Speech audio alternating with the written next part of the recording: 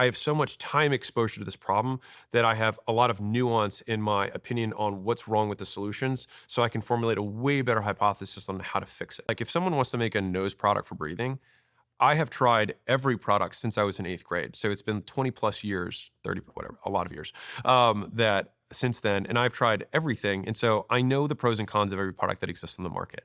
And I can tell, because, and I've done, it's not like, oh, I tried it for a day. It's like, I'll try things for a month at a time. And so I have so much time exposure to this problem that I have a lot of nuance in my opinion on what's wrong with the solutions. So I can formulate a way better hypothesis on how to fix it.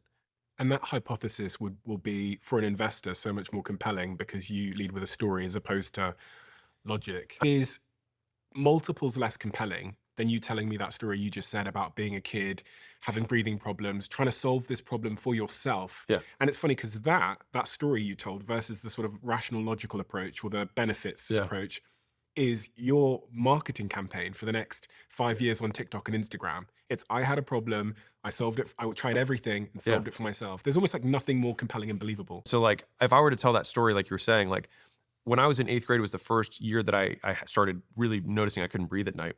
And so I learned how to fall asleep with my hand on my face like this so that my nostril would, so I could fall asleep and my hand would stay. Because there's no actually other, because you can't hold your, because you fall asleep, right? And so if I fall asleep with my hand like this, right? Like I'm on the couch and I fall asleep like that, it keeps my nostril open and I can fall asleep and it doesn't move.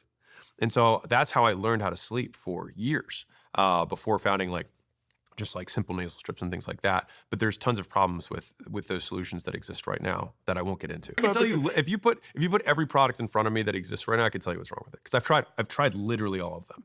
Not like I'm pretty obsessive, and so like I've tried all of them. I've tried every product that exists on Amazon. I've tried all the ones from foreign countries, and there's yet to be one that has truly solved it.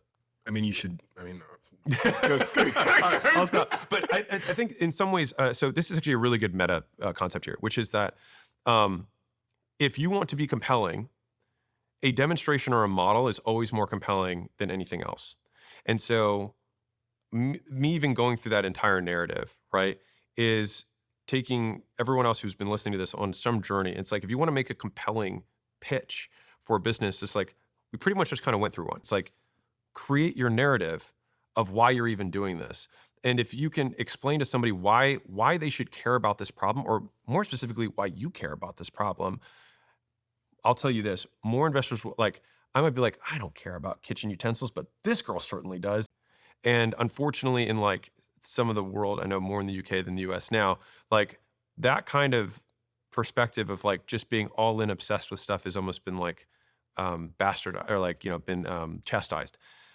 And but the people who are obsessed are the ones who change the world, at least change their world. And I think that that level of obsession around like everything that you touch on a daily basis is required for really getting to where you want to go. so interesting because as we spoke there about the reason why the story was so much Yeah. more compelling, it was back to the amygdala. It was back Yeah. to emotion. Right. And it's funny because we said a second ago that when someone's thinking about quitting a job, they're like so in their amygdala. Humans run Yeah. mostly on their amygdala. So when we think about pitching, we should really be aiming at the same part of the brain, which is what you did when you showed me that you were sleeping as a kid with your hand Yeah. stretching across your face. I immediately felt sorry for you, Yeah. felt sympathy. And I immediately believed that if anyone's going to solve this problem, it is this fucking guy who's been through Yeah. that pain. I've had 2 surgeries. Both of them didn't really work. Like, I mean, like Yeah. I've got the story. I tried all the nose strips. I saw you wearing one. I bought that one for her. Yeah. And so there's a lot of people watching right now, and there's something going on with these bloody fucking like noses. Yeah. People shouldn't like. Yeah. We're doing something. Pain, profession, passion. Yeah. Ideally, you have all three. If you have all 3, then I mean, my God, you're set.